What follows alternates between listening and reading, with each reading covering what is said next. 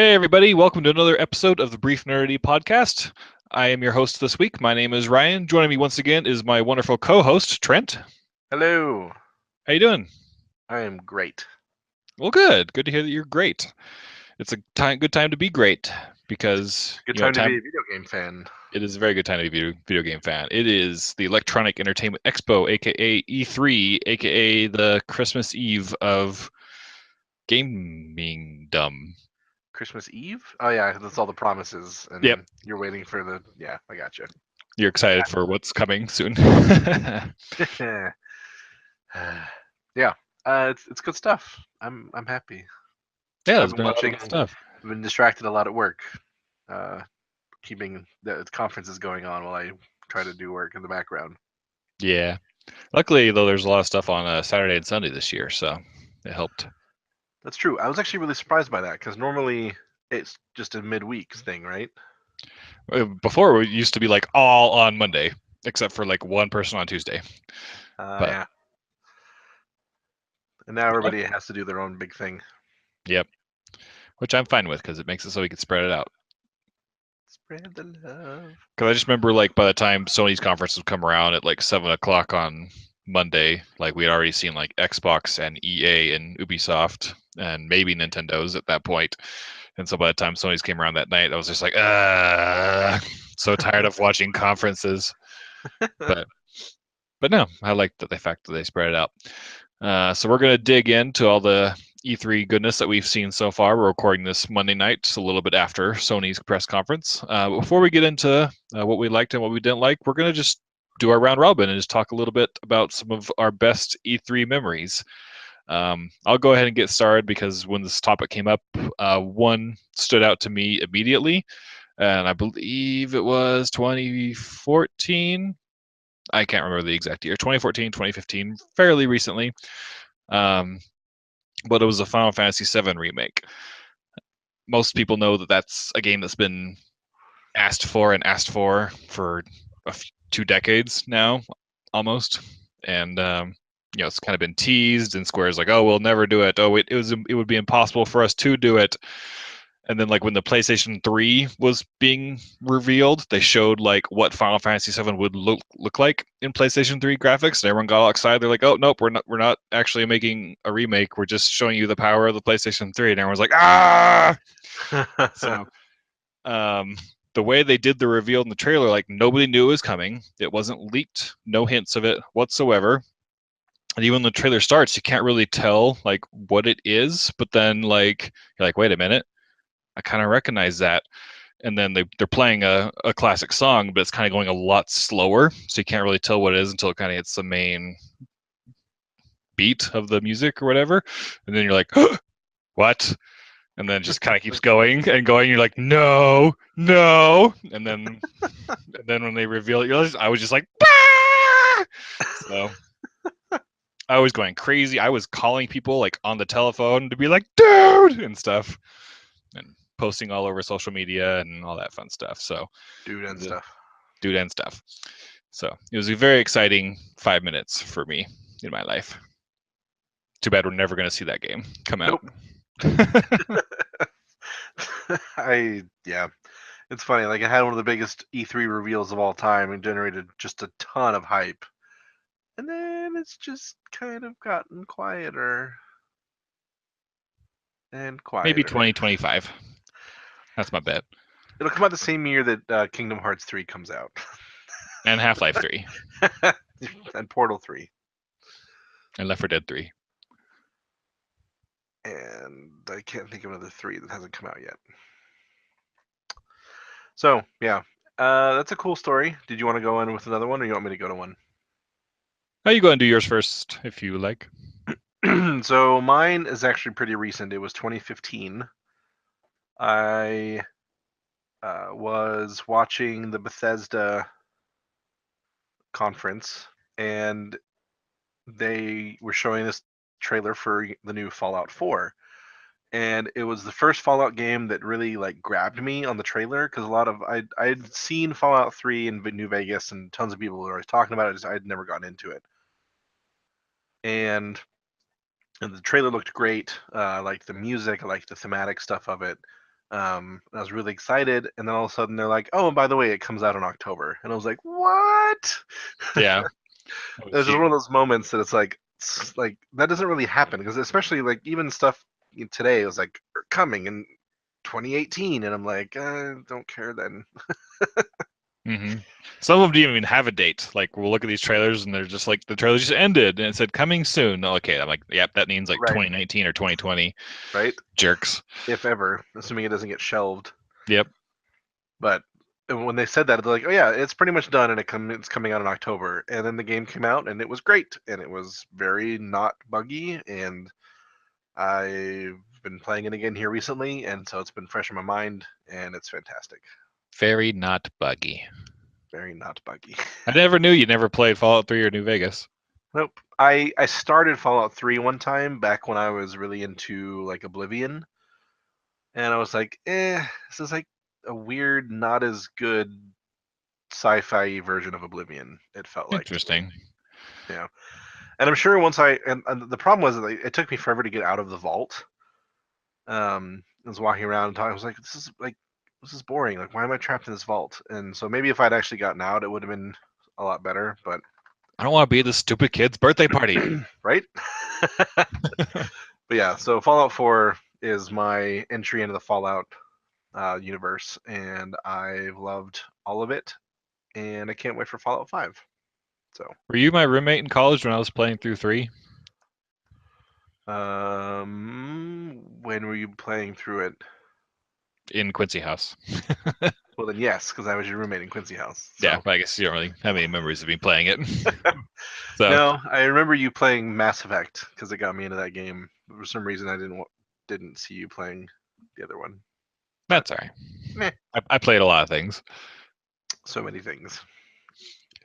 And just a quick bonus thing I would share about best E3 memories. Wouldn't say it's anywhere near the best, but it's something I look back fondly in just a way that it was so cringy and I couldn't believe that was happening.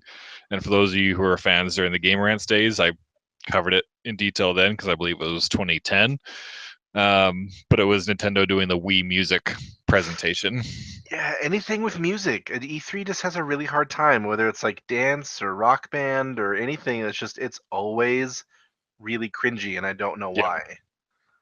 Like today, was it during the Ubisoft one where they had the Just Dance? Was that Ubisoft? yeah, yeah, It was so bad. I'm like, yep. why are there these three Sub-Zeros dancing with these Asian girls on screen to this weird music? And everybody in the crowd, they like zoomed in on some people and they're just staring at the stage. I'm like, yeah, there's really getting into this. Yep. You're right. Just everything with music just kind of Ugh. sucks. But the fact that like Miyamoto, like this gaming legend, came on stage like pretending like he was playing like a flute or something like that with a Wiimote, That's right, I remember and that.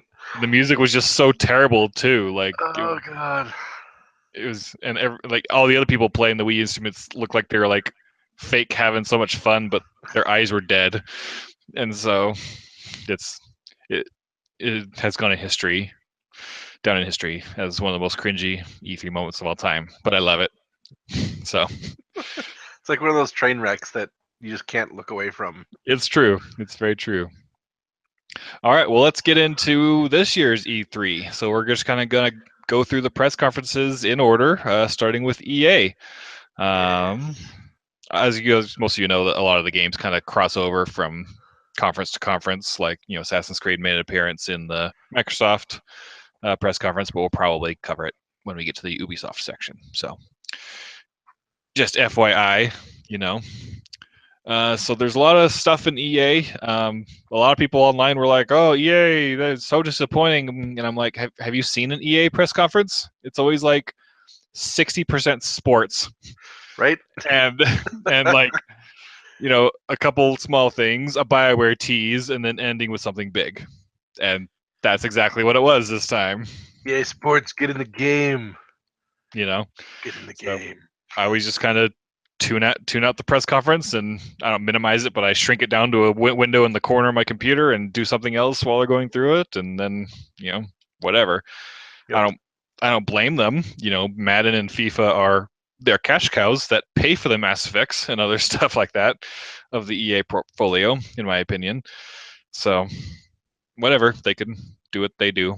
But Yeah, let the gamer bros have their FIFA and their Maddens. It's fine. yep.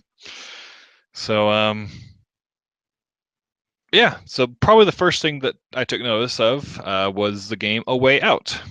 It's a game where you start off in a prison and you escape from that prison and go on an adventure of sorts. But what intrigues me about it is that it's from the makers of Brothers, A Tale of Two Sons. Have you played that game, Trent? No, it's on my ever-growing list, but I know that it's one where you're meant to play. Don't you control like two different characters with the two sticks on the controller or something like that? Yeah.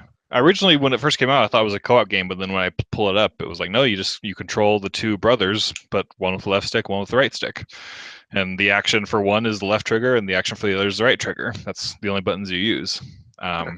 It's an amazing game. I mean, I would ask you bump it higher up on your list, just to prepare yourself for what I guess A Way Out can possibly represent, but B, because I think it's only like a 3-hour game or so. You could complete it. I complete it in one sitting, so it probably is about that. But it's a very, very, very good game.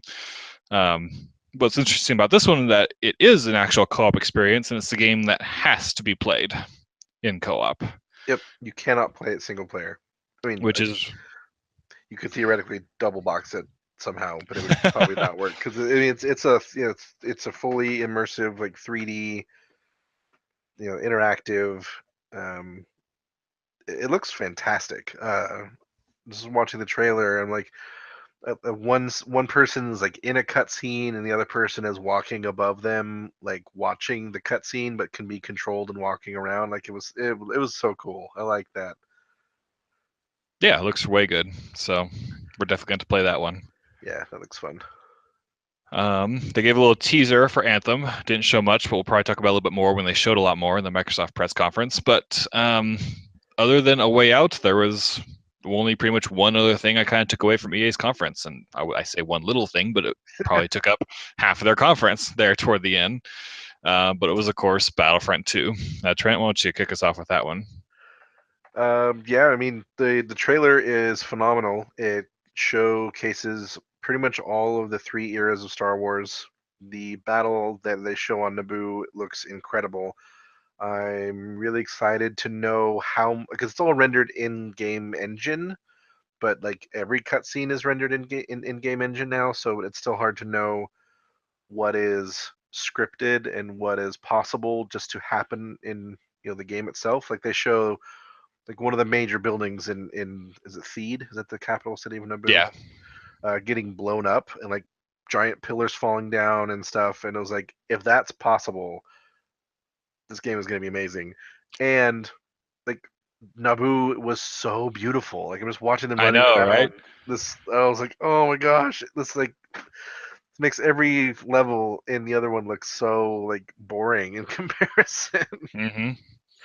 It was a little weird seeing clone troopers on Naboo, but it was like Naboo starfighters in the air. So I was like a little confused with that. But yeah, we'll just imagine that it's a battle that took place in the Clone Wars. Yeah, and kind of like Battlefront, you didn't have Luke in his Return of the Jedi outfit with his green lightsaber running around fighting Boba Fett on Hoth. But True. I mean, there's a little bit of suspension of disbelief, but like it was just weird seeing it like on the trailer. I thought they might go with something more iconic. An iconic level for me that I hope that they include from the original Battlefront 2 was the Camino base. Clones versus battle droids. Well, if you notice in the very first shot of the trailer, when it goes from the New Order to the Stormtroopers to the clones, that shot of the clones is on Camino. Yes, so I'm excited. It looks like it's going to be really, really expansive, and I am excited that they're going to deliver what they should have delivered 2 years ago. But it looks to me like DICE basically handed EA the the Battlefront game and just immediately got to work continuing on to Battlefront 2. Yeah, Because the amount of just stuff that they have shown already it dwarfs the original already. Yeah, I mean, I don't consider this an excuse, but I feel that DICE and EA did all they could with the time that they had for Battlefront 1, and they quote unquote had to release it alongside Episode 7. Yeah. And so I felt the game was admirable for the time constraint they have. But now that they had that foundation to build upon, and then in an additional 2 years, this is the final product, and this is going to be the first, meaty, full-fledged Battlefront game. Yeah, I wouldn't be surprised if they had people working on Battlefront 2 before Battlefront even came out, like teams that had finished their Yeah. portion. We're like, okay, you're done with this game. Now start working on the sequel now. Like ideas, maps, figures, everything. Because I also imagine when they went to Skywalker Ranch, which they talked about for the first game, to like 3D scan all the models, like inch by inch. I imagine they grabbed everything, like I'm sure. all the prequel era stuff, all the current stuff. Like, so, it's so exciting. So I have answers to a few of your questions, because several outlets have released full-fledged, like 20-minute gameplay clips of just people playing the game. Yes, it does look that good. The palace building exploding is part of a cutscene, so to speak. If you remember the Death Star DLC from the last game, where it went in 3 phases, the Theed map is very, very similar. Okay. It starts outside, then it moves inside, and then it moves further inside to even closer quarters. And the building exploding there is a result of the Separatists winning that opening Nice. act and blowing that up, and then the fight goes to the inside. So, but if you think Theed looks amazing, you should see it from the view of the starfighters, like as they're like flying around dogfighting. Oh my gosh, I It can is imagine. crazy. Like you'll definitely look at that as soon as we're done recording here. Of one piece of, again, I'm using my air quotes, but controversy, and I kind of want your opinion on this, Trent. I don't think it's controversy, but it's a complaint that people have against Battlefront 2, is that they believe that when you're in the prequel era, you should only be using the prequel heroes, so to speak. Like, so they didn't like the fact that Rey was running around. And so people are calling to, they're glad that Rey is in the game, but keep her in the sequel era. Do you agree with that? No, I don't care. I wouldn't mind options for those who would prefer that, maybe in their own games or something. Like if you could do like a custom PvP match or something. But like, I mean, the whole thing is like, battle, recreation, like battle fantasy is the whole idea behind the game. And so it's like, what if it was clones versus stormtroopers at Camino with Luke and Kylo Ren, like, Yeah. you could do that, and I think that's awesome. And I don't think those anachronisms are bad unless they happen in the story mission stuff. Which I highly doubt they will. Right, exactly. So, it doesn't bother me at all. I am in complete agreement with you. I just feel kind of like a hypocrite because I was one of those people in Battlefront 1 when the stormtroopers were running around without the helmets on. I was like, nope. Stormtroopers don't run around with helmets off. Put your helmet back on. Well, I just didn't like that it was really hard for me as a total like FPS noob and horrible FPS player that like if I didn't see their white helmet, I just assumed they were on the Rebel Alliance side, and so I wouldn't shoot them if I wasn't a stormtrooper or whatever, and I would just get killed by them all the time. I was like, wait, but he didn't have a helmet on. And I was one of those that was really happy when they patched in the ability to make stormtroopers always have their helmets on. So I was like, good. So yeah, I'm excited. Have they announced if they're adding any more maps to the original era? They haven't given any specifics. All we know right now is Camino and Naboo. But I'm sure a lot more will be shown because, as you know, they've kind of exhausted all the original trilogy planets, and they'll probably have new maps on a lot of those planets. But then they even had to stretch and have, Sullust and other stuff on there. So I'm sure they will get to stretch their legs and use Geonosis and Mustafar, and Mustafar would be so cool. Yeah, I kind of just got that visual in my head, and I was like, yeek! So. Well, and I think it'd be awesome to have those in the prequel trilogy era, but like, I'm hoping they kind of get creative with the original trilogy because I don't want the original trilogy to get shafted. Yeah. And have it just be like, oh look, it's Battlefront plus the other trilogies. Like I want to feel like it's also part of like getting new stuff. Yeah. Whether that's just new map types, new maps on the same planets. I think it'd be really interesting to maybe like create a random like either Dantooine or Alderaan map just for the fun of it. Yeah, that'd be cool. Stuff like that I think would be really cool. Like, even just stuff that's even just mentioned would be really neat. More space battles. Would I'm really I actually like am somewhat good at the vehicle combat, so that's what I want to see more of. Well, the trailer they do show the Millennium Falcon, the original trilogy Millennium Falcon, flying around with some TIE fighters, talking about taking out a Star Destroyer within an asteroid field. Look like so. Yes, that looks amazing. Um, and then when you think about it, for the sequel trilogy, I think the only two locations they could really have is Starkiller Base and Maz Kanata's palace. On Takodana, Yeah. yeah. I mean, they could easily do a battle on. Well, I don't know if that's coming in episode 8. It looks like they're being attacked on the Haas, not the Hosting system, the where the resistance base is, Yeah. where I'm currently drawing a blank with the name. Because it looks like that gets attacked from what we can tell in the trailer of Last Jedi. So I'm assuming that'll probably be a map as well. Oh, I'm sure it'll come out after episode 8, in Yeah. a form of DLC. Yeah, I mean they could do another Jakku map for the fun of it. They could do like aboard Han's like big giant freighter or something, Yeah.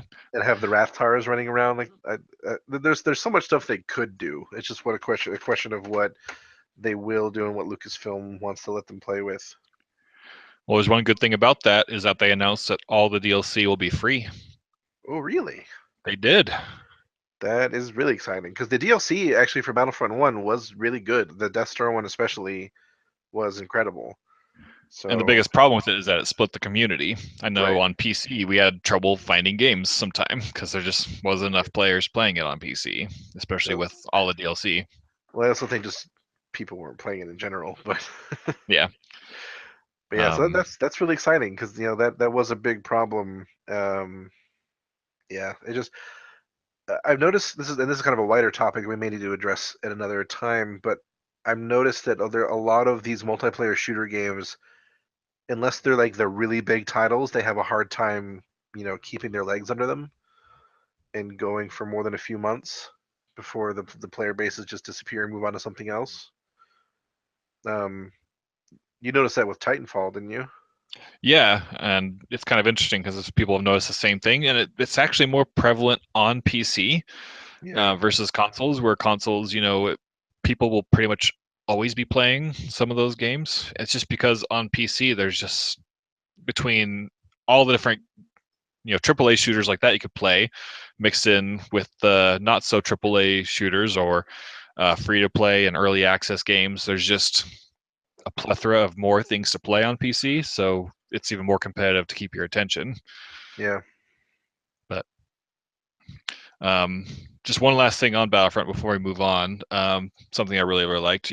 Well, I guess first start with something that I guess I'm neutral on, but because all the DLC is going to be free, there's going to be microtransactions for cosmetic stuff, which is to be expected with all tons of free maps. Oh yeah. Um, but probably not the coolest thing, but a really cool thing that I was really, really happy to hear about is that like the vehicles and the heroes are no longer tokens. By you either completing objectives, playing to your class's strengths, or by just killing people, you basically earn a currency points in your match that you spend to either give yourself a jetpack at some point for your next spawn, or you could save up after a few deaths or so to pay and play as one of the heroes, so to That's speak. awesome. I love that a lot. So pretty much, anyone will get to play as a hero during a Right. match.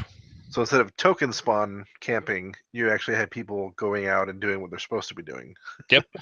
That's If you that's a play great well, change. you get rewarded with a vehicle or a hero or a special enhancement for your character. That's amazing. That in of itself makes me excited. And then I mention it right now, but there's classes again. Yeah, they talked about that at the celebration. Yep. That's Um, just I'm so really excited exciting. about that too because you can customize the classes. You can level up in those classes. So if you find a style that you really like, going match to match, you have that profile built up already. So that's exciting. And for someone who wasn't very good at the first Battlefront, which I don't want to humble brag, but it was kind of an anomaly for me. I tend to be mid to high on my shooters. Titanfall 2, I think I was pretty high up on that scale. But Battlefront, I don't know what it was about it, but I could not do well in that. I was definitely very low tier in that, and it kind of hurt my enjoyment of the game. But yeah, as someone who sucks at Battlefront, I could now select a class that is more support and still, help my team. And Yep. I feel that those classes are, not as frequent, so it makes me feel valuable too. So, Yep, some of the best experiences I had in the original, well, not the original, but the most recent Battlefront was when I was a hero, I would choose Leia because she's a support style. Like you can drop items, you can throw up a shield. It's very tactical gameplay, and you don't have to be a really good Twitch shooter to be good with her. And so it was really fun, um, doing that. So I hope there's stuff like that to be done. so definitely my most hyped game of this year, I would say. One of them, anyways. It's definitely up there for me. There's a couple other ones we'll talk about here in a minute that are competing for my most excitement. Well, let's go ahead and move on from EA, unless you had anything more. No, that's good. Okay, well, that was Saturday, and then starting up on Sunday was Microsoft, and people were anticipating the final details on Project Scorpio, now known as the Xbox One X. What'd you think of that, Trent? It looks great. The specs are impressive. I hate the name. But I hate the name of the Xbox One, so I would Yeah. hate the name of this too. But it's like the Xbox One X. We have 3 X's in our name. We're so hardcore. It was like, meh. I'm fine with the name. I mean, they've always had a one letter, like they've had the Xbox 360E or the Xbox 360X, the Xbox One S. So to have an X, Right. So this is the third Xbox One. Then is that correct? Yes. Is that normal? In this No. age of longer, because the 360 only had the 2, right? No, it had 3. It had the Xbox 360E. It looked a little bit more shaped like the Xbox One did. Okay. And it was small and stuff like that. I think it was called the E. But it was supposed to be a cheaper version of it. So Gotcha. it was a way to like get the Xbox 360 down to like $99, I think, around that time. But no, it is a bit of an anomaly because the Xbox One, since its release, has been very underpowered, even compared to the PS4, which was even $100 less than it at launch. And so they definitely needed to do this. But I think they really just wanted to bring people over to Xbox and to make the best place to play either their games or third-party games. Because I mean, even though Battlefront's marketing is more tailored around PlayStation, I bet that it's going to look best between the two consoles on the X, And so if anybody plays it on PlayStation, they go to their friend's house who's playing on the X, they're going to be like, oh crap, that looks a lot better, and so. Well, how does it compare with the PlayStation 4 S? It's what's the one called? The Pro. The Pro. My bad. It's significantly better. Really? Yeah. Didn't the Pro just come out recently? Yeah, last November. Ouch. But it wasn't a huge upgrade. That's what people were kind of ho-hum on the Pro, because it was a moderate upgrade. But this is almost, for Xbox, a generational leap in terms of quality. I think someone said it's 40% more powerful than the PlayStation 4 Pro. Wow. That's impressive. And put in PC terms, it's somewhere between a 1070 and a 1080 as far as graphics capabilities. With optimized. Do you have the stats in front of you, or? I do not. No. Do you know what the internal storage is that is standard? 1 terabyte. Yes, finally. 12 gigs of RAM. I know it has. So it's a powerhouse for only $500. You definitely, even when the Xbox One and the PlayStation 4 came out, you could build a PC that was better for the same price, but you definitely can't build a PC for $500 to match that power right now. No, mine's Well, my graphics card isn't quite as good, but I'm around there with my PC. But my PC's almost 2 years old now. It Yeah. was 800, so um, yeah, that's exciting. It makes me kind of want to get an Xbox. I had never really considered it until now, but For me, I'm still looking for that like Xbox only exclusive that's worth buying it for. and that's the thing. For me, I'm still not going to get one for a while. I will eventually get it, but not till I see it maybe on a deep sale, because every Microsoft exclusive game is both an Xbox One and a Windows 10 exclusive from now Right. on. And I've been getting them all on Windows 10 and enjoying the hell out of them on Windows 10. So the Yep. only reason I could see myself getting an Xbox One X is, for example, Kingdom Hearts. It's releasing only on PS4 and Xbox. And I have a PS4 Pro already, but if the Xbox One X version is, like I've mentioned earlier, significantly better than the PlayStation 4 Pro version of Kingdom Hearts, I'm going to want to play it on Xbox.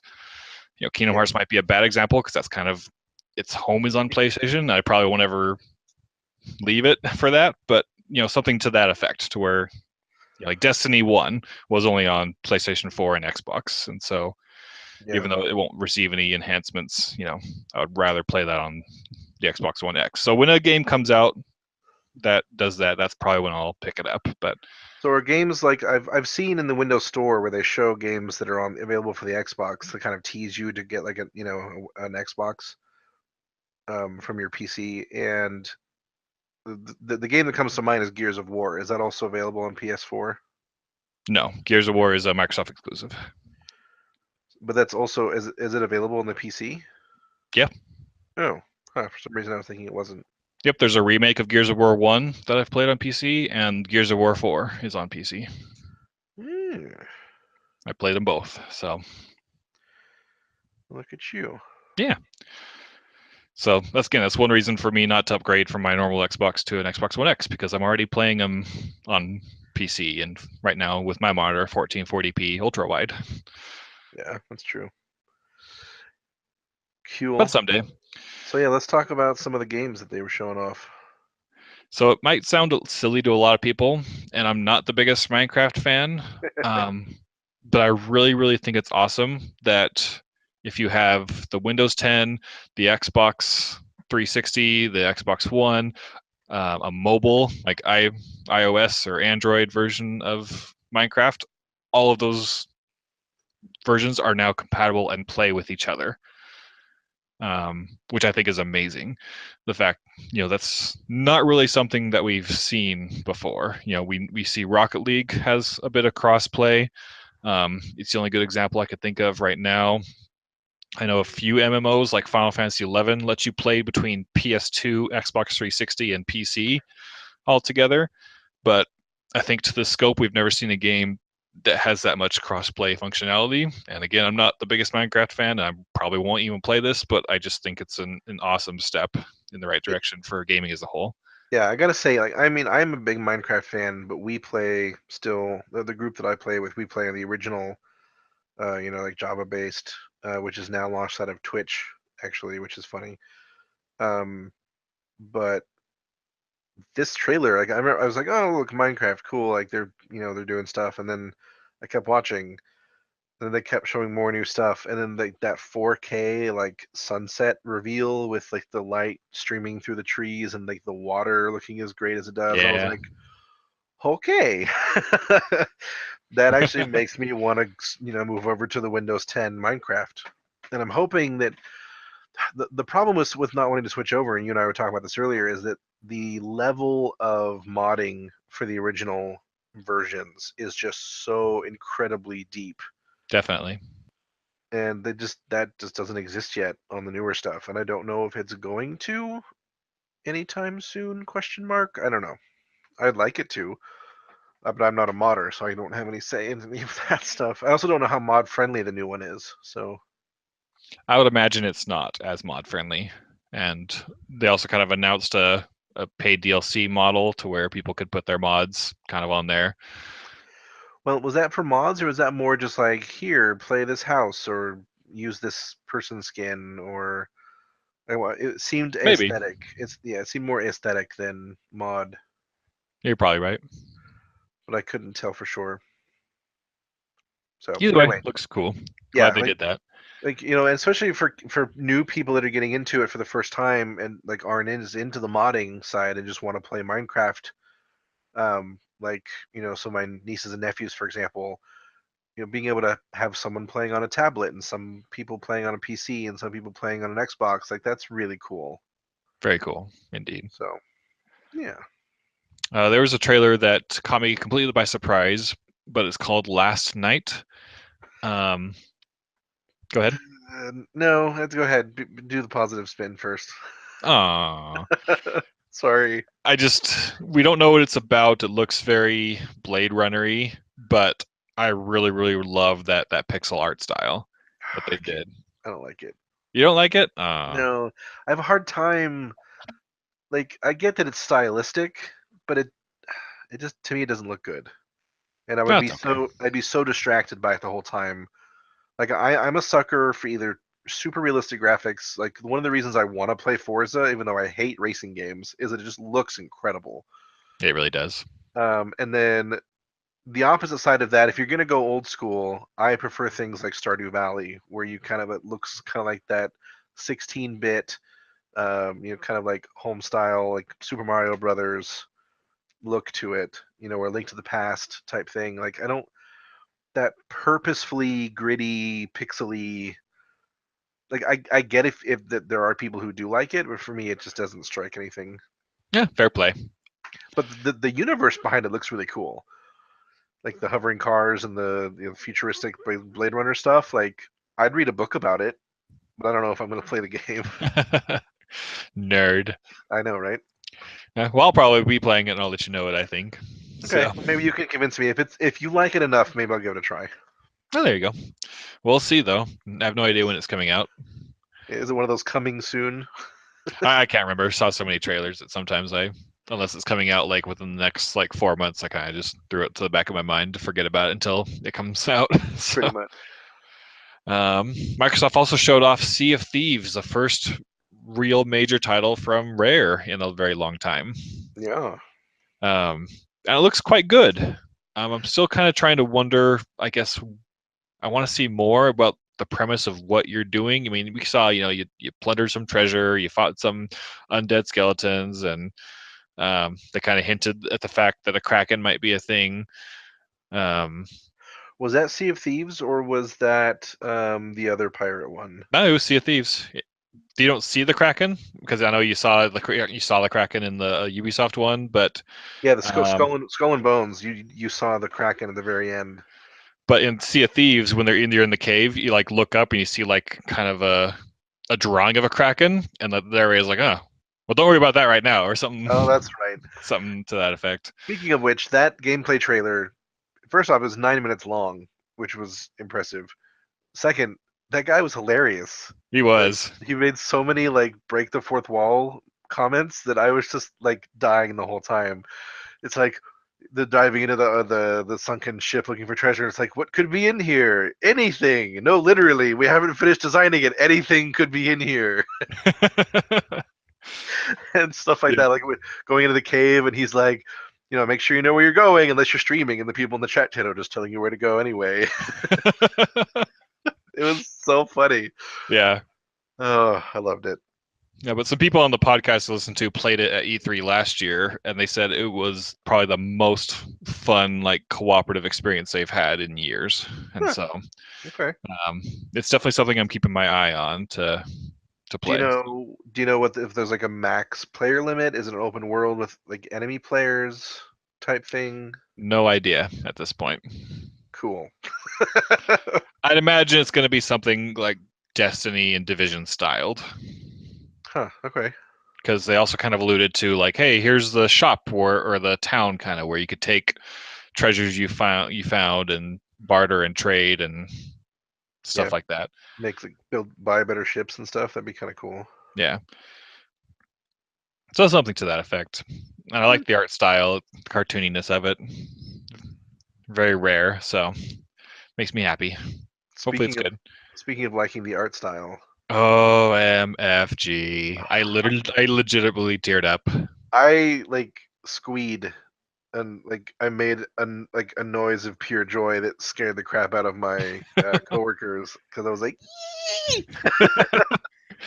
For those of you who know, we are talking, of course, about Ori and the Will of the Wisps. Oh my gosh! As soon as the music started and like her voice, like the I was like, oh, Yep, oh, the pretty much. feels. Like I was already like getting emotional. Like, what is this doing to me?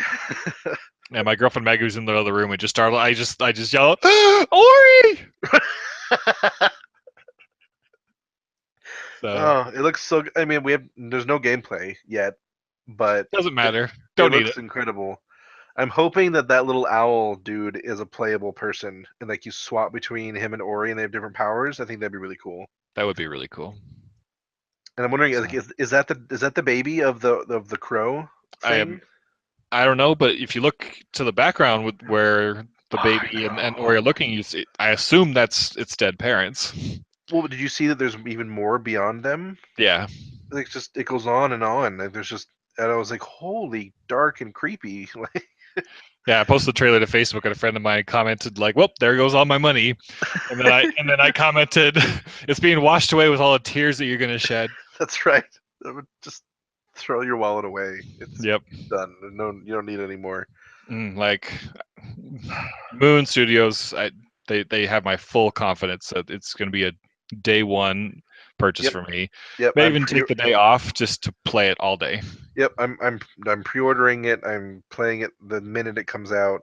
Yeah, I think that might also be a take the day off and just play as soon as it's released. Because Uh, you talked me into playing the first one and a couple of other people as well, and I was like, oh, okay, it looks kind of fun. It looks like it's a platformer, blah blah blah. It's so hard to express to someone, and just by showing them the trailer, how good of a game it is. it is jaw droppingly good. So good. Like everything. The gameplay is fantastic. The art style is amazing. The music is incredible. Like I listen to the soundtrack all the time, Yep, just me too. along with my regular music. Ah, I'm so excited for a new one. I need to go back and play the definitive edition of the first one that has the new areas because I haven't done that yet. So I need to do Yeah, that I never before this one played the comes out. definitive edition either, so I definitely needed it too. Sweet. Unfortunately, no release date has been Yeah, announced for it, so hopefully sooner rather than later. But I'm assuming probably 2018, 2019 because we have yeah, nothing like that cinematic opener. So, it's true. ah, So, so excited. all right. And next, coming from my favorite game studio, is Anthem. I'm Yes, gonna from BioWare. see if you could kick us off on this one again, Trent. So, I mean, this is their new IP that they've been talking about for a while, and it looks kind of like Destiny meets Titanfall meets Mass Effect ish. Yeah, And maybe a little bit of the Division. Like it's kind of hard to explain. You are a ranger. No, ranger was one of the mech types. I forget what you're called, but you're like a person who goes outside the safety of the city walls to explore and bring back supplies and things. And you own an array of mech suits that are of different classes and types. And that actually asked part of it, and my friend TK brought this up, reminded me a lot of the old MMO Firefall. Did you ever play that? no, I didn't. Very similar. Like you would equip different like battle suits basically that would change up your fighting style. And the two that we saw in the trailer was the Ranger, which is kind of an all-purpose, and then the was it the Marauder? I don't remember the names to be honest. I I forget only what saw the trailer the one time, so I forget what they call it, but it's basically the big tanky type. got it. And it's a huge open world with like you can explore and look at you know you can avoid things like they saw this big beast that they weren't really equipped to take on, and so they're like, yeah, he's a problem for another day, and then they kept flying, and like the whole like flying and gliding aspect of it. I know I'm gonna crash into something like the first time I try it, but it looks really cool, and like the going underwater part when they're like advancing on those enemies. When she's like, "You go high, I'll go low," and like she goes into the water, and her jetpacks, propel her through the water, and there's all the sea creatures underneath. I was like, because those games usually shy away from going underwater because it's a hard thing to design for, and it's graphically Yeah. difficult as well. Man, it looks so good. It And does.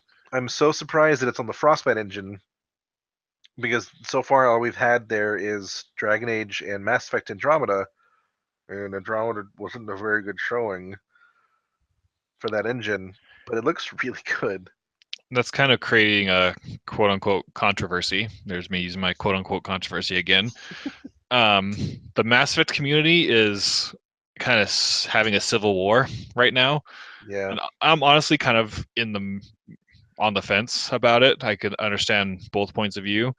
Um, I think the game looks great, and I think I'm going to love it. That being said, though, it's kind of quote unquote obvious that Andromeda was kind of the bastard child yeah, from BioWare and EA, because we'll talk about this a little bit later if we get to it. But there was a Kotaku article detailing the development hell that was going on Mass Effect Andromeda, and one of the things they mentioned is that like everyone was always understaffed, especially the animation team, and this doesn't look like it was. I mean, we obviously not seen a good portion of the game, but I mean, look at that face animation. yeah. It was great. The very first cutscene we saw with facial animation was that scene with Sloane and Femrider, and it looked terrible then.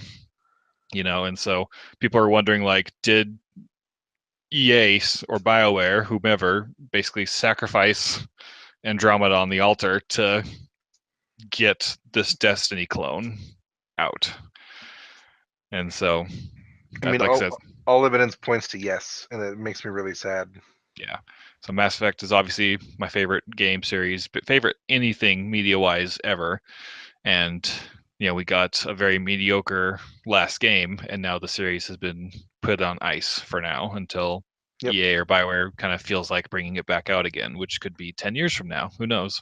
Yeah, it makes me wonder why they even did it in the first place. I mean, I guess maybe Andromeda was already in production when Anthem began, but I'm not sure. Yeah, I mean, I think they kind of started around the same time. I mean, because I know that the Montreal studio made like the Omega DLC, whereas the core studio made the Citadel DLC. So it seems like both of them were working on Mass Effect DLC at the same time. And so, I'm assuming they kind of wrapped up around the same time. Um, but who knows? And then again, I'm gonna pre what I say with I think I'm really going to enjoy Anthem. I really Right. enjoyed the Division, and by all accounts, most people thought that was a mediocre Destiny clone, and I really really enjoyed it. And if BioWare has their BioWare secret sauce with the Destiny like gameplay, I think I'll really really enjoy it. Yeah. But again, that being said, one of my biggest complaints with Zelda is like when I want to play Zelda, I want to play Zelda, and when I want to play Skyrim, I want to play Skyrim, and Yep. sometimes mixing those two gives me not what I want of either. People may hate me for I'm not hating on Breath of the Wild, but I just don't think it's as good as everyone is claiming it to be. And I'm hoping I don't get the same vibe from this one. Like when I want to play Destiny or Division, I'll go play Destiny or Division. But when I Yeah. want to play a BioWare game, I want a single player story experience where I run around with characters and companions that I grow to love, and build relationships with, both romantic and platonic, and save the world, so to speak. Versus in this game, will we just be running around with other players? Will we even have companions and have relationship opportunities with characters? We don't know. Yeah, it's going to depend a lot on what the storyline is, how they unfold that storyline, how it advances through being able to interact with other players. Um, do you have your own world that you join in with other people, kind of like the Division? Or is it going to be open world where you just randomly run into other people based on your server shard or whatever? Um, and I mean, based on what we can tell, you're not going to have a companion. Um, it's going to be the other people you play with, which I'm kind of okay with. I mean, the Division was the same way, and we had a lot of fun with that. I think that for now, that old style Bioware game is going to have to live on through Dragon Age, because Yep. we know that it's in development and that Mass Effect is currently not. And this is something that I was really worried about when we talked about their new IP a few weeks back. where where do they go that doesn't overlap with their big two? And the answer is that they didn't, because this looks a lot like Mass Effect, but without biotics. Yeah. More mech stuff. I mean, like you were saying, it looks great. Like I really want to play it, but I'm really sad that Mass Effect was kind of sacrificed on its altar. So only time will tell. Hopefully we'll enjoy it. I'm sure we will. If I'm being honest, I just like I said, I just hope that Mass Effect can live to make me happy again someday. Yeah, I hope it's wildly successful and that they decide, that Dragon Age is really successful, and that they decide that they want another Mass Effect game after that. Hopefully within 10 years. It's so far away. I know. So depressing trying to think about games that are going to come out when I'm in my 40s. Like, Yeah. All right, so moving on to the next game from Anthem, we'll just talk about it for just a second, because it honestly didn't have a lot of new stuff to show. But the Mordor: Shadow of War, I was a big fan of the first game. It was a really surprise hit, at least for me. It was a Lord of the Rings game that was just A+ all around. Almost couldn't ask for a better Lord of the Rings game, in my opinion. Just the combat, the gameplay, the strategy, the Nemesis system, all welded together beautifully. And this one just looks to make all that bigger and better in the best way possible. And it's looking to even give the orcs a lot more character, which a lot of them didn't have a lot. They were all just kind of shallow characters in the original, but this one looks like they're going to have a lot more originality to them. What was the first one called again?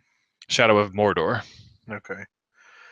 I might have to add that one to my list and bump it up a little bit more. You definitely should. That way you could be hyped for this game, and you will love it. I promise. When's the release for the new one? Have they said? I believe it was delayed to the end of October. Oh, okay. So this year, though. Yeah. It's on the horizon. Yeah, I think it was August, but then it got pushed back to October. But yes, very good. Shadow of Mordor has a really good price right now too. I think you have it in your library already. Do I? I think you do. Oh, because it's called Middle Earth: Shadow of Mordor. I was looking for the S under the SH, yep. and it wasn't there. Yep. There it is. Da-da-da. Must have been in a Humble Bundle or something, because I don't remember buying it. Or maybe probably on a Steam sale, and I was like, yeah, I'll play that eventually. Like we all do on Steam sales. But now you are playing it eventually, so it worked out for you. There you go. You should install it. I remember last year, the year before, I started going through my Steam list and being like, I created another category for like finished games, and I was like, I'm gonna go down my list and I'm gonna beat all these games. And I got like 75% of the way through Bastion, which was a really great game. I just got pulled into something else. I don't remember what it was, but then now I'm like, oh, hey, look at all these games that I have never played. Yeah. So there's some that you and I need to play together, like Dying Light, because I'm not playing that by myself. Definitely. I'm not playing it by myself either, but not for the same reason. So it's because I'm scared. I just don't like playing like those co-op games by yourself. So right, exactly. There's no point. So anyway, yeah, Shadow of War looks fun. The combat, like cinematics, for lack of a better term, looked really cool. Like the showing, the combat choreography they were doing with especially that one girl companion. I don't know her name, if she even has a name that's been revealed, but one of your lieutenants, I guess, or something. Yeah, she looks cool. So that's exciting. Yeah, so very looking forward to that one. Not as much as Battlefront, but how much of a Lord of the Rings lore nerd are you? Not very. Okay, because I look at this and I'm like, does this have anything to do with the books, or like? No, they expressed when the first game came out that this is like a fun fan fiction. Okay. That takes place in the universe. So. Okay, so some things will kind of match up, but not really. Don't take it too seriously. Okay, cool. I mean, I've never read any of the books, so it's not going to bother me at all. But. Yeah. Cool. It bothered a lot of people when the first one came out, but they had to come out and be like, look, it's just a fun like take on this universe. Like, don't look too much into it. Kind of like people getting mad at Rey running around Naboo. Yeah. So should we transition to my biggest disappointment of the E3 so far? Are you talking about the Bethesda conference by any chance? I am talking about the Bethesda conference. Yeah, I was pretty so much. let down. It was pretty bad. All they had to do, like, they didn't even have to show anything, but just like tease me with something Fallout or Elder Scrolls, anything at all. What are you talking about? They gave you Fallout VR and Skyrim for the Switch. I am gonna That's murder. exactly what you wanted. I am gonna murder you. I don't need to buy Skyrim for the 7th time, okay? You don't want to use your Link amiibo to get a Link outfit? No, I hate you. We laugh at that though, but you know that every like Nintendo fanboy I know. like immediately I know. went, yes, I know. I have to get this game now. So did you? No, I'm not a Nintendo fanboy. You are too. I used to be, but not anymore. Okay, so you think TJ did? Maybe. We'll let TJ answer next week. Yeah. Especially as a PC gamer, I could just probably find a mod that does that right now for free. I'm sure it was done like 2 years ago or more. Like, it's the thing that bugs me about Skyrim, and one of the things that I've loved about discovering the modding community, especially around Fallout 4 and Skyrim, is that the modders have already done it and they've done it better. Like, just let them do it and make a new game. And one thing I do want to say though is that even though again I'm not the biggest fan of VR, and I still think it's kind of a hokey. Yeah. I loved last year's Doom so much, and their VR game, it looks like they're doing Doom and VR right, like that marriage. They're marrying the franchises together correctly, and it looks like a lot of fun. Again, I'm not going to go out and buy a Vive just so I can play Doom VR, but if I ever had my hands on one, that would be something I definitely want to check out. You know, if the Vive drops to about $400, I would do it. Me too. I think 500 even is my kind of top. Maybe not. Maybe 400. But like even right now, this is unrelated completely, but like the Star Trek VR experience game that they've got, doesn't even look like that great of a game. But I would still I'm still really considering buying a Vive just to play that game. Mm-hmm. So like all they really need to do is give me something like that and drop the price a little bit, and I'm in. Well, you know it comes with a Vive now, right? What does? The Star Trek game. It comes with every copy of the Vive. Really? Yeah. You should not have told me that. So, yeah, I told myself once it drops low enough in price, or if they announce like the Vive 2, like a new, better headset, like just generation 2 of it for the same price, then I'll like immediately jump on. You know, because then I feel at that point they've perfected all the weaknesses of it. One would hope. And then so I mean, I gotta admit, like the Fallout one looks really cool. Like being able to like raise your left wrist and like your Pip-Boy is on there. Like that's cool, and it probably feels immersive as hell. But like, it's $800. Well, you know the worst thing about that Fallout thing? You don't just get a VR mode for your current copy of Fallout. You have to buy Fallout 4 VR version. No, screw that. Nope. Yep. Sorry, Bethesda. No. Yep. Couldn't even make it like a $10 add-on or something. Nope. Seriously, like just make it a DLC. Like, I mean, well, I don't know. I mean, how much of the game do you think had to be reprogrammed? I don't know. Not a full game's worth. Yeah. Is it $50? I don't know. I don't think they announced the price. It just confirmed it was its own title. I mean, if it's like 20 or something, then maybe that's okay. I don't know. I'll have to look at it when it's all said and done. Yeah. So how about those paid mods? Oh man, I love how it did so well last time that I just want to try it again. And I love that the thing they used to like show it off was like gold crab armor. Like this is what you want to show to us? Like here, pay 150 Bethesda credits or whatever the hell you're doing to show off. Here, add some gold armor to your effing crabs in the game. Why not? I like how they made a point of saying that this wasn't paid modding. This was content created by like paid third-party developers or something. They had a really unique word spin on it. I was like, that was some good word smoke there, bud. But it's still paid mods. Not to change the subject a little bit, but I'm a big Tesla fan, so I follow Tesla news pretty pretty close. And Elon Musk recently, like this past week, like up until this past week, all the used Teslas that you could buy officially from Tesla were called certified pre-owned.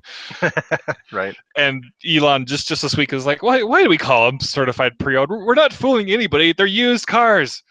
We're calling them used. And so like at that point, like they changed the website and everything just to say like used Teslas. That's amazing. So it kind of reminded me of that. Like everyone's looking like, you're not fooling us. We know this is just paid DLC. Seriously. A-holes. Like there better be some horse armor in there. Yeah. It's just Bethesda wanting a cut of something that they had nothing to do with. Yep. So. Well, I don't remember the exact number, but the last time they tried this, like I think creators only got like 20% of the cut, where Valve and Bethesda split the other 80%. Ooh. It was something crazy like that, which is one of the reasons why it failed. So I wouldn't be surprised if the ratio is close like that right now. Here, check out our new content made by our slave labor. Yeah. Like, holy crap. Wow. Yeah. And someone even mentioned that the modding community is just so interwoven. Like people will use other people's mods to springboard off that into making another mod. Oh yeah. And so like how does one determine ownership? There are people that like focus on mods that are just frameworks for other mods. Like that is their specialty. Like either like the Sky UI is an example of that. Like enhance like better items or something in Skyrim.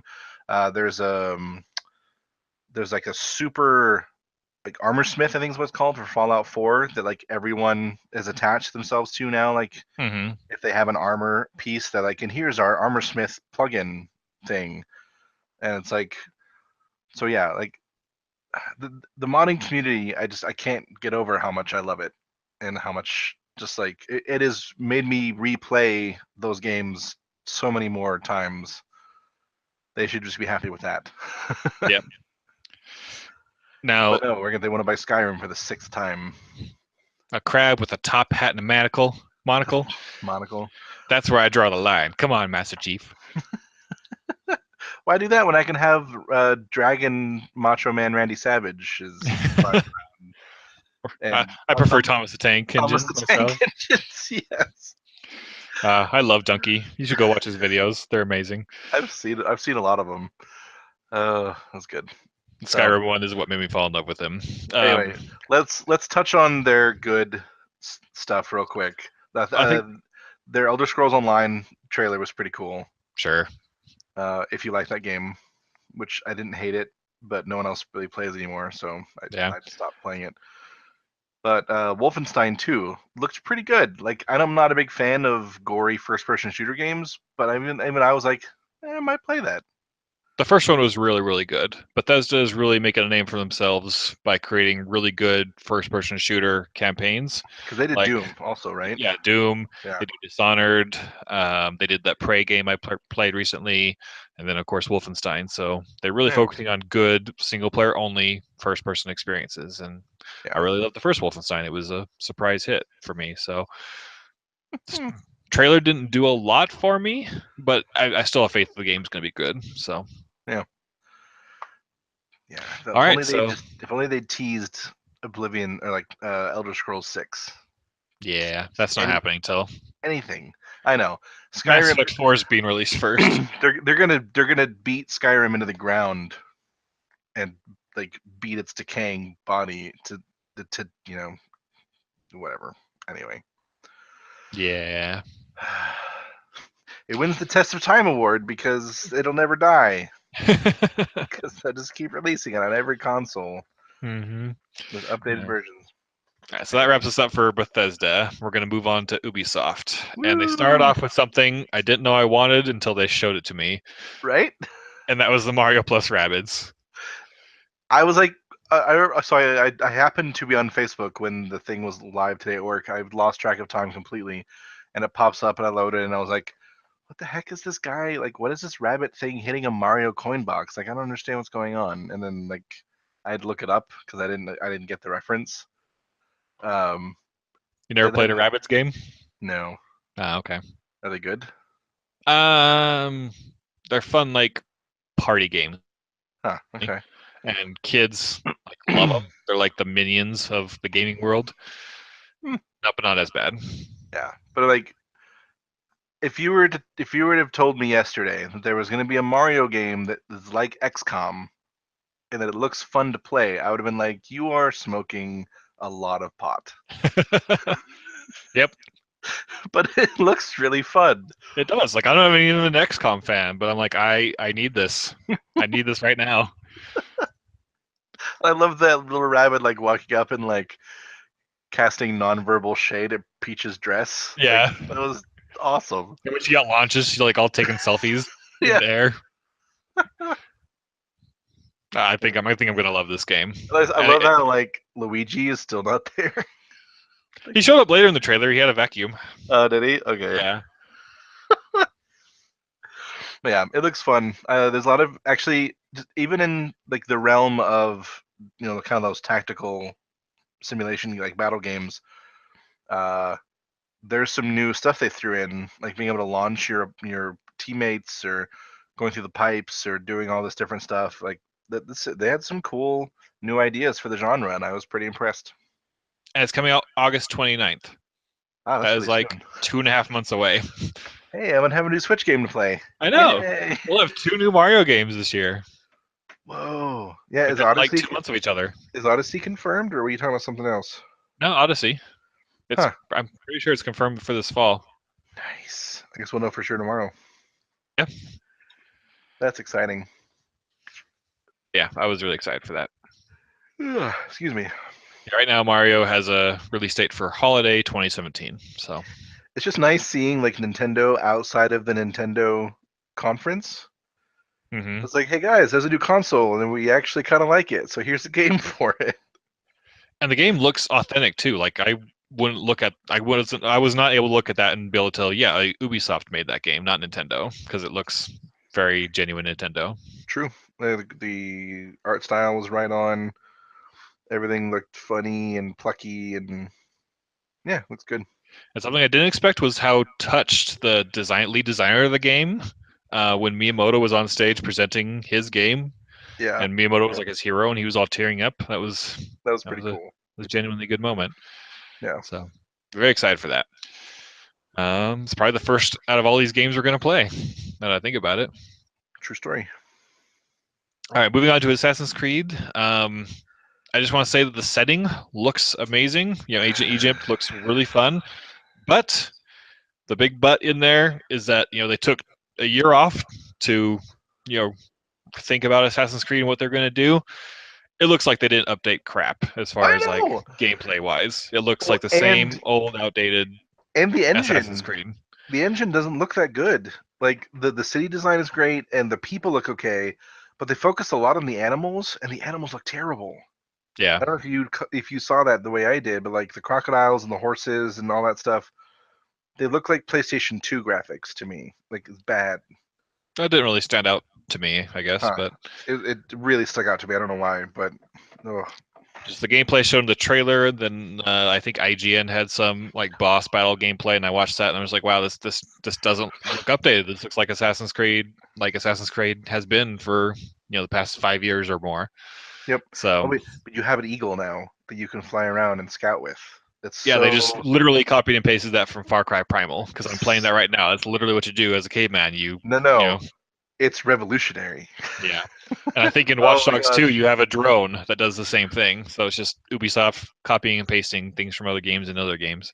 Yep. I got to throw some shade also at their production quality when they went over to the Ubisoft like home base or whatever, where they had those 4 people sitting on a couch, and the guy's like, "Hey, we're gonna show you some footage." And did they cut and show you a feed of the TV they were playing on? No. They had a guy with a camera standing over the shoulder of the guy playing the game, looking at a monitor on a coffee table. The glare. It looked like the brightness was turned all the way down. Yeah, and like the glare was weird, and like it wasn't like a straight-on shot, and so like you couldn't see what was being played. I was like, "This is terrible. Whoever made this decision, you're fired." It was bad. I was making fun of it so hard. Yeah, it's pretty bad. Anyway, I had to bring that up because like it was the biggest standout moment from Ubisoft's thing. So anyway, Yeah. enough shade. So The Crew 2, So I added this one. You didn't have it originally. because I didn't think I it was worth talking about. sorry. It's fine. I probably won't play it, and it's still a racing game, and it doesn't look as good as Forza, but it has like all these other vehicles, which is kind of cool. But I had to talk about how good the trailer was real quick, Okay, fair because play. like that trailer was amazing. Like I wanted to watch that like on an IMAX screen. They had like the planes like diving down towards the ground, like out of the clouds, and then it would like shift into like a different scene or something. Like it was very Inception-y, and I loved it. I thought it was really cool. Did you by chance see the Need for Speed trailer at the EA conference? Are you messing with me? No, I'm not. There's a new Need for Speed game on EA. Is there going to be a Need for Speed movie? Yeah, to go along with the new game. But no, a new Need for Speed game, and I thought it looked a lot better. We didn't really talk about it during the EA thread, but it looks like Fast and Furious, the game. Ooh, okay. But and like the modern Fast and Furious movies, not like the original ones. Okay. And so That sounds pretty cool. maybe that's why The Crew 2 just like didn't really speak to me, because I already kind of got a little excited over the Need for Speed one. Not that I'm probably going to buy it at full price. That's like a pickup for 10-20 bucks game for me, just because of who I am. But yeah. I thought it was cool that they had just like every type of racing you can think of. You know, like stunt planes, like swamp boats. I don't know what those things are called. Like ATVs, cars, drifter cars, every kind of car. Like it was any type of racing you want to do, you can do it in this game. And I was like, that's kind of cool. Yeah. Graphics could use a little help. They might Which want is to, sad in this day and age. right? But They might want to go talk to the people at Forza and find out what they're doing wrong. But yeah. well, another game where the graphics look like crap, look like it's made out of cardboard, are the South Park games. Da da da. The fractured but whole. Yep. Not a whole lot to talk about with these. I loved The Stick of Truth, and I'm going to love this one. I'm sure of it. Yeah. With Matt Stone and Trey Parker just basically putting a whole season of the show into video game form and doing things that they're not allowed to do on the show because it's TV. I mean, a few times my jaw just dropped in the first game because I'm like, I can't believe this is happening right now, because it's something they definitely wouldn't get away with doing on TV. And in the bounds of a video game that's rated M, they're not really as shackled as they are on TV. So, Which is funny. Yeah, so but it made the game so wonderful. So the fact that they're doing it again, in a superhero setting, which I love, I'm just very, very excited for it. Yeah, it looks really fun. I'll have to add Stick of Truth to my list as well.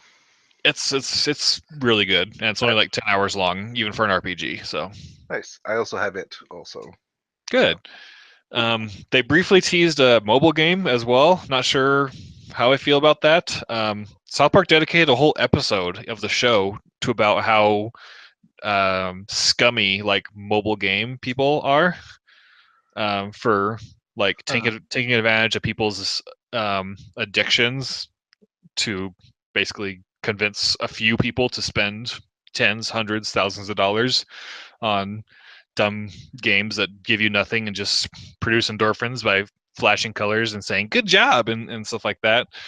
Like they literally dedicated a whole episode to it. And so I wonder how they're going to approach this game, because Matt Stone and Trey Parker have a very, very tight leash on everything South Park. And so I wonder if it's going to be more akin to Super Mario Run, where it's a paid download and play it, or if it's going to be a microtransaction-y, game, just like they claim to hate in that episode. So yeah, it was kind of hard to tell what they were like, what the game is, but it made it seem like it's a group game where you all go outside and bring your phones type thing, but I couldn't really tell. I kind of got the gist it was a card game like Hearthstone. So Oh really? I have no idea. That's the thing. It was really hard to follow what they were. I mean, it was Cartman being funny, but that's all I got from it. I just thought the game would like get a little meta and like have Cartman like texting you or FaceTiming you like while you're playing as part of like a cutscene, so to speak. But I saw the part where he's like, "Come outside, Morana, bring your phone," or something like that. And so I was like, yeah, social game? Like I'm confused. Yeah, no idea at this point, but I guess we'll find out. Like if it's an app version of something like Town of Salem or like what we used to call Mafia back in college. Do you remember that game? Yeah. That's a social game, not. Yeah. If it's like a mobile version of that with South Park humor, I think that'd be really funny. But I Yeah, have no idea if that's what it is or not. we'll find out, I guess. Yeah. So because we didn't get enough pirates from Microsoft, we got another pirate game from Ubisoft, Skull and Bones. I'm actually, it's weird. I have like pirate fatigue, but I don't know why. Because I don't play pirate games. I didn't play Black Flag. I haven't watched the most recent Pirates of the Caribbean movie, but for some reason I saw this. I'm like, I don't need this game. It looks Yeah, I great. mean, it looks exactly copied and pasted from the Assassin's Creed Black Flag game combat, like nearly identical. And so well, I don't know if you ever played a game called World of Warships. I didn't know. It's actually really fun, but it's also like it's a modern version of this. Like it's World War II technology and on, and it's like your boats and you're doing boat combat. Yeah, and it's interesting. I really just think they're just going to do the For Honor model, where it's just 1v1 through 5v5. It's just a multiplayer only, experience. You fight and then you earn money to level up your ship and can use microtransactions to make it even better. Sort of thing is kind of what I think they're going for. But either way, I'm not super interested. I'm more interested in right now. But we'll see. If anybody else like in our group of friends gets it and says it's good, I'll probably get it and play with them. But like I'll need somebody to play with for sure before I buy it. Yeah. So we'll see what happens. Even at that point, I'll have to know that it'll last like longer than a week or two before people want to move on. Yeah. So, speaking of something that I'm really excited about, I might be playing my first Far Cry game with Far Cry 5. Yes, it looks awesome. It does look really good. Super fun. Unlike Assassin's Creed, this one actually looked like it evolved the series a little bit further from 4 and Primal. So 4 was almost a direct copy and paste of 3, and Primal was just the exact same map. Yeah, it was the exact same map of 4, but just with cavemen, bows and arrows, and rocks and sticks and stuff. But yeah, but you go ahead since you're the newbie here. Far Cry newbie. Suddenly I can't talk, but I like the setting. I like the story of it. I like, from what I could tell, these are NPCs that you're controlling, right, and giving commands to. Looks like it. Your sniper friend. But then they also tease that you could do co-op, like so that you could call in a buddy as one of your people, like your freedom. Yeah, you could do that in 4 as well. Like so that looks super fun. Yeah. And the dog is awesome. Yep. And the dog's never gonna die because you can't kill a dog in video games. So whatever. Dogmeat died so fast. He did not. In 3, he does. Well, not a spoiler, but he could die. He could just die if he gets killed in combat, he's dead and he's forever dead in Fallout 3. So what is that true? Yeah, all your companions. I think so.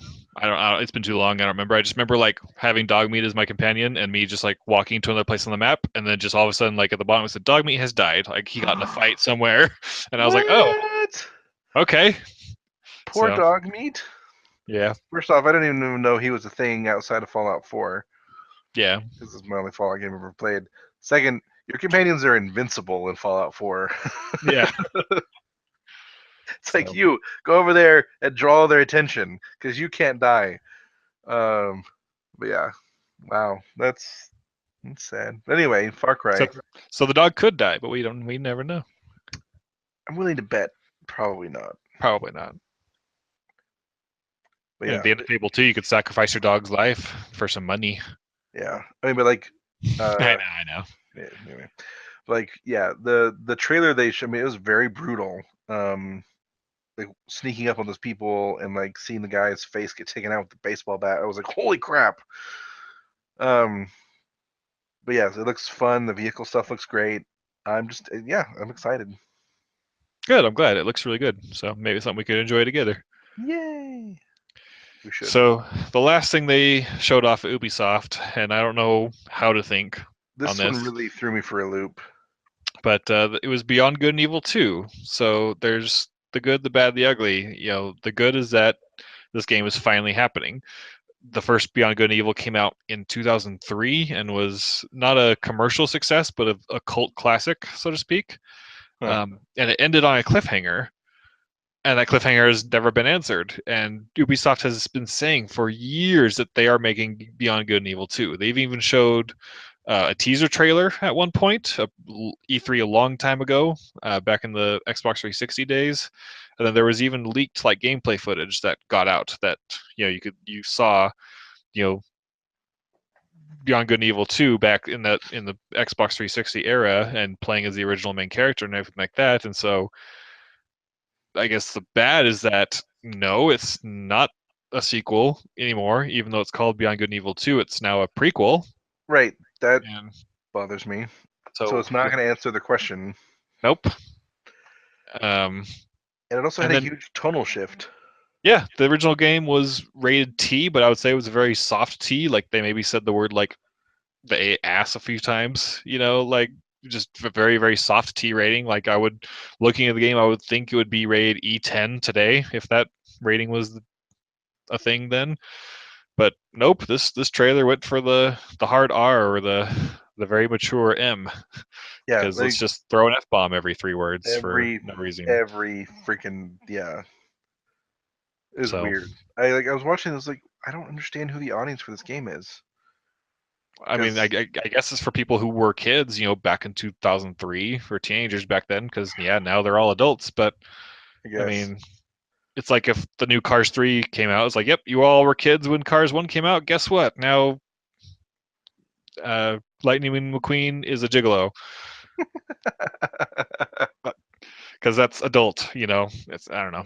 It yeah, that was doesn't make weird. And like the people on stage, you could tell like they were really emotional about getting to present this, and they were really excited, and they're talking about like what an achievement it is. And it's like this has almost. It seems like it has nothing to do with the original. I mean, Like, it's obviously take place in the same universe, but anthropomorphic animals and uh, I stuff. mean, But she caught my attention a little bit with the whole like commanding fleets in space. Like that. I mean, that always sounds fun for me. But it's like you didn't show any of that in the trailer. so yeah, I'm just gonna have to reserve judgment because I mean, like we Yeah. all want Beyond Good and Evil 2, but this doesn't feel like it. So we'll have to see how it plays and yeah. So don't Yeah. know. We'll see on that one. So yeah, that wraps up Ubisoft there. Moving on to Sony, which just got done briefly before we started recording the podcast. A lot I of good guess stuff in this one. yeah. We'll start with Days Gone.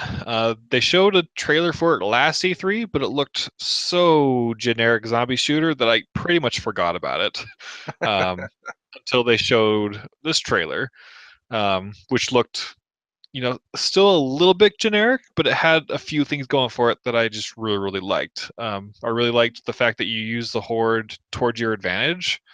The few moments he got the guy's foot stuck in a bear trap and the guy started screaming and it attracted this huge horde.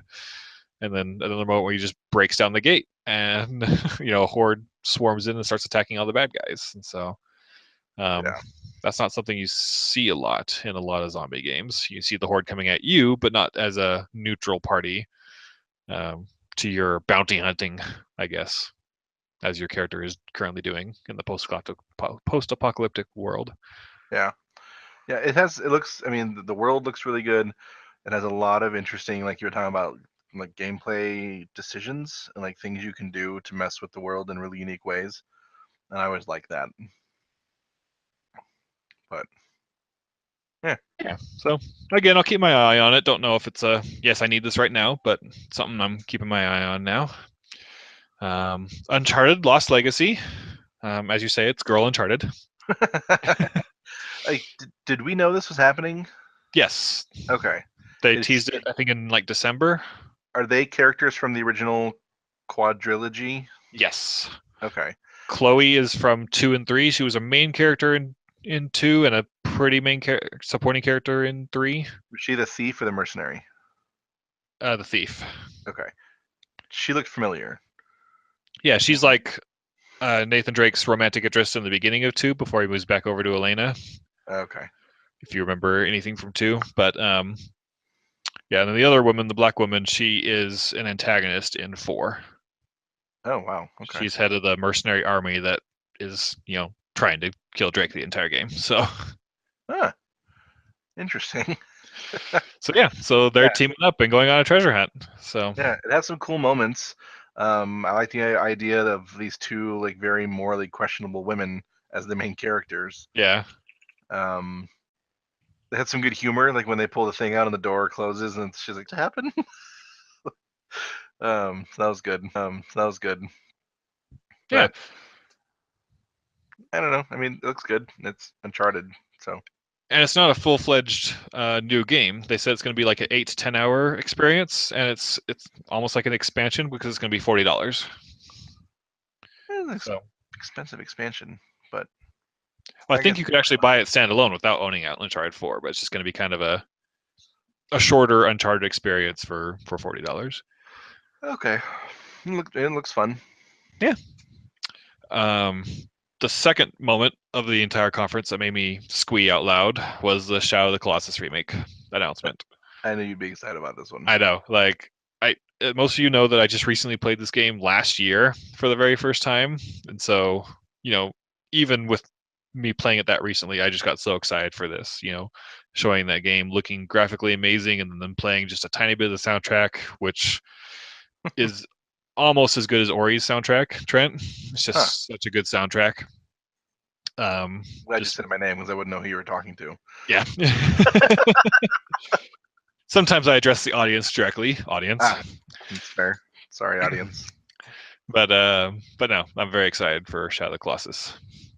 I never played the original, so this might get me into it.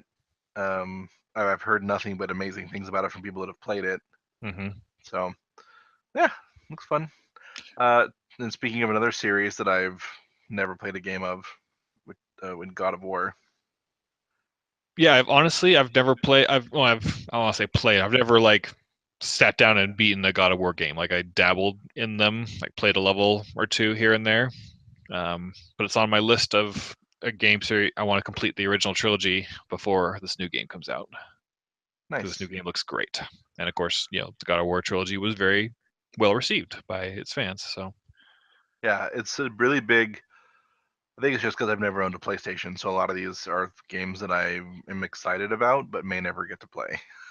yeah, At least, I don't know. We'll see if I ever afford a PlayStation. someday. Someday. Detroit Beyond Human or Become Human, excuse me, looked very good. That looks awesome. I believe it's from the same studio that did Heavy Rain. Let me confirm that. Really? Yeah. That's cool. It looks I admit kind I of liked. like. Go ahead. Sorry, go ahead. I was gonna say I like the original trailer more for it. Yeah. Because there was a trailer they did a few years ago when they announced the PlayStation 4, and it looked a little bit more interesting than this one, but this one still looked really, really good. And obviously, I like games where you make decisions on. And yep, it's developed by Quantic Dream, which are the Heavy Rain developers. So It's interesting. Like I couldn't tell if. Do you know who Jesse Williams is? I don't know. He's an actor and oh yep, Detroit Become Human reveals new cast members Jesse Williams and Minka Kelly. Oh, there you go. He's because I was like that guy looks so familiar. And so yeah, Jesse Williams is the guy that plays Marcus. Like he looks it's a face model basically for that Nice. trailer, and he's most well known for Grey's Anatomy, but he's been on some other shows as well. Okay. Um, so I like him. He's a good actor, smart, good-looking guy. So it was a good choice. Well, I'm sure the game will be great. Yeah, it looks cool. It kind of looks like an interesting, like more sci-fi version of like Watch Dogs almost. Yeah. Like shut down the security, choose violence versus pacifism, stuff like that. Mm-hmm. It's So very choicey, and I'm sure your choices are permanent because, like I said, in Heavy Rain, like if a character died, they were dead for yep, the rest of the game, they gone.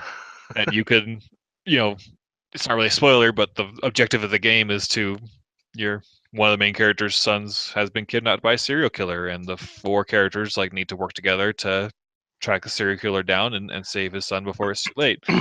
And so, and you could fail at that objective if you don't play the game well enough. Oh, sorry, the son's dead. Start over. Pretty You know, much. so I love that game. That is still one of my favorite like video game experiences. yeah, Yeah, it's it's a good good stuff. game. So I mean, I'm sure those choices are going to be equally important in this one. So Yep. so it's going to be good, hopefully. Yeah. I know Quantic Dream's next game wasn't as well received. Is that the one with the two boys, or is that the one that came? Was it Indigo something? No, Indigo Prophecy is their original game, but no, the game after Heavy Rain was Beyond Two Souls. Huh. Okay. It was released on PS3, but then got a PS4 remaster. What's the name of the actress? I can't think of what her name is right off the top of my head. Juno, Ellen Page. Oh, okay. Ellen Page is the main character in it, and William Dafoe is also a main character. The one that purposely cast Ellen Page. Yes. And not the one that just freakishly looks exactly like her. That totally wasn't meant to be like her. Yeah. Good stuff. Yeah. They showed off a bunch of Destiny 2. We won't go too much into it because it's already kind of been covered a lot. But most people are very disappointed the fact that Bungie and Sony decide once again to give a ton of exclusive content to PlayStation users. Yeah. It wouldn't be so bad if it was exclusive for a month or 3 months. But there's still content in Destiny 1 that Xbox players haven't got to play yet, including strikes, which are basically like dungeons.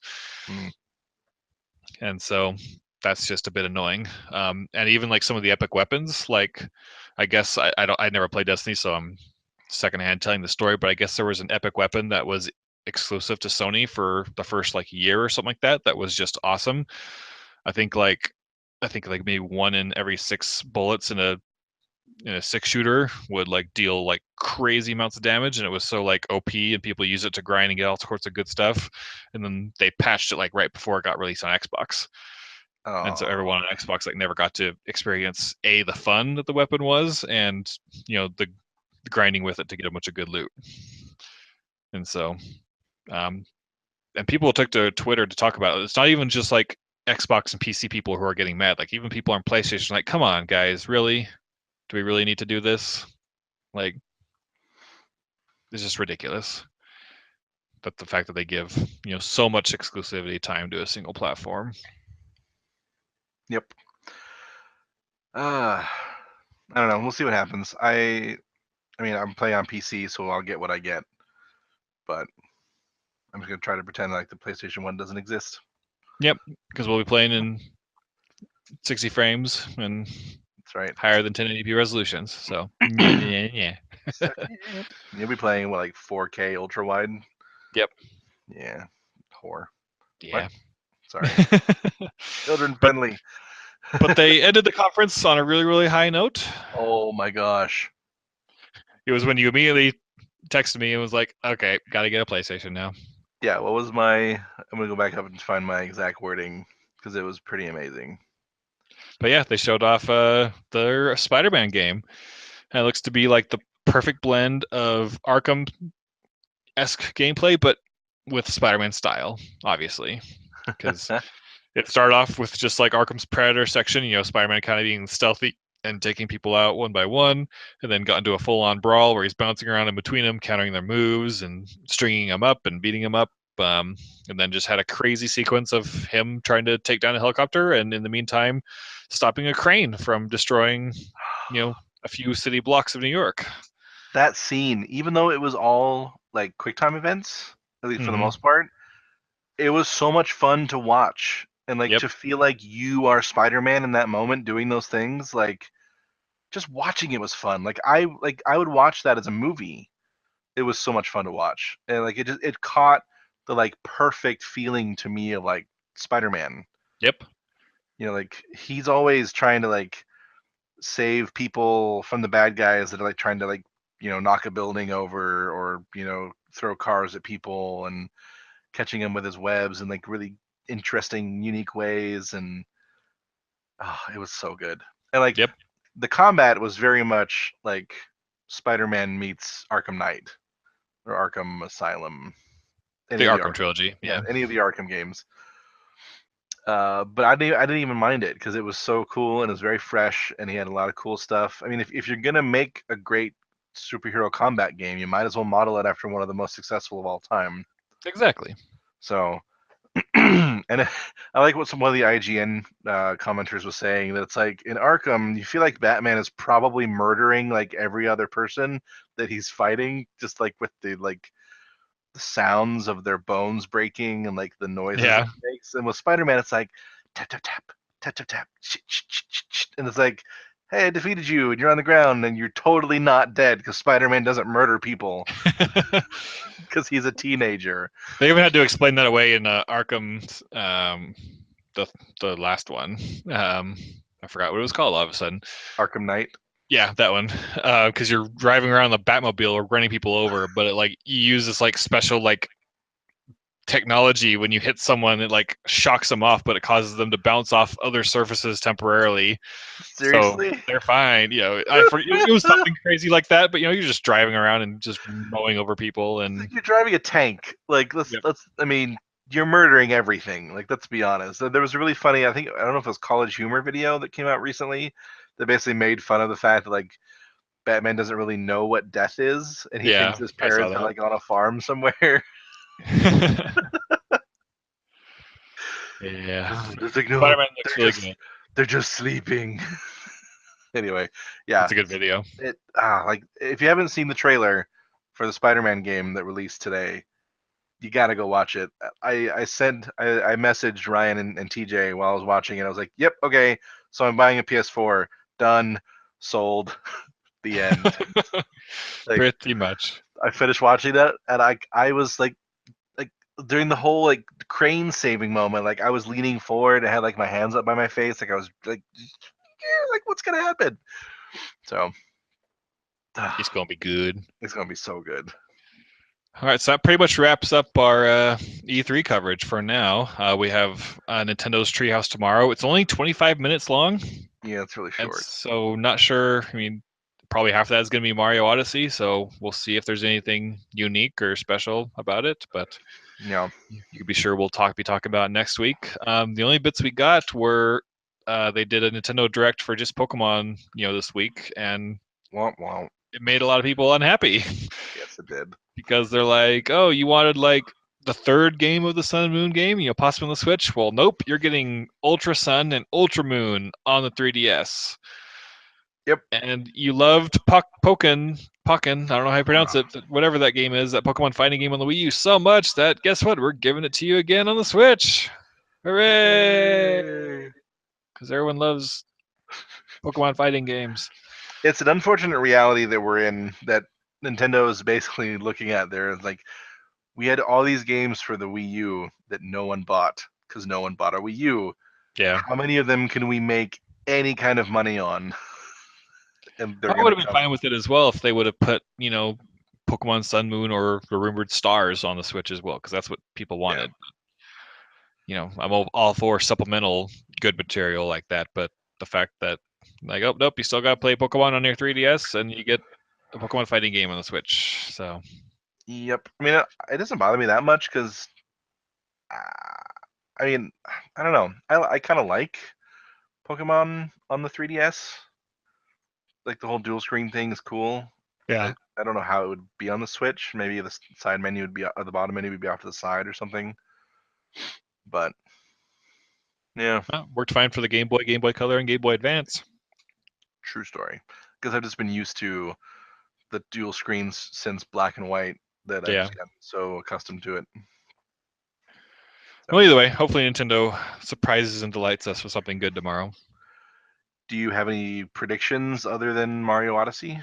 I think they're going to tease either a new Metroid, not nothing big, just kind of tease it. That's going to come out next year, or they're going to show what Retro Studios have been working on. the past few years, because the last game they made was DK Tropical Freeze, which I think was a 2014 game. So it's about time for them to show what they've been working on.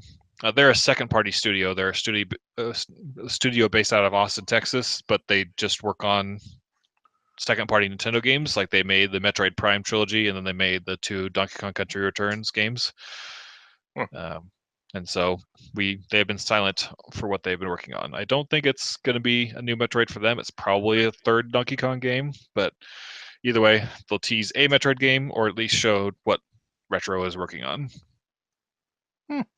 So Cool. that's my prediction. Do you have any? No. Yeah, I'd love a new Donkey Kong game.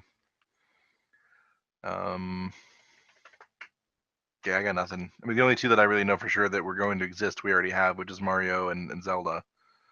So. Yeah. I don't know. A new Lego title would be fun, but I guess that would have been everybody. So I don't know. Yeah, it's hard to say. Either who, I'm pretty sure we'll be excited, hopefully. Yep. Cool. All right. Well, we have a lot of other stuff to talk about. Yeah. We should probably go ahead and wrap up. We're getting to about time. Yes. Go Wonder Woman. Woo. Go Wonder Woman. So happy. Yeah. So I'd like to thank everybody for joining us for another episode of the Brief Nerdity podcast. Thanks to Ryan for hosting us. Well, thanks for being my co-host. Yay. Once again, we'd like to have you reach out to us on email, social media. We're having a bit of an issue with our iTunes feed at the moment. We haven't quite figured it out yet. We apologize for any iTunes subscribers who have had to find this a different way. The RSS feed is working, but for some reason it's not translating over. So if you need to find us, either get a podcast app that uses a direct RSS feed, or go to our website, or go to our YouTube channel or Facebook for all the newest episodes. And we'll see you again next week. Bye, everybody. Bye.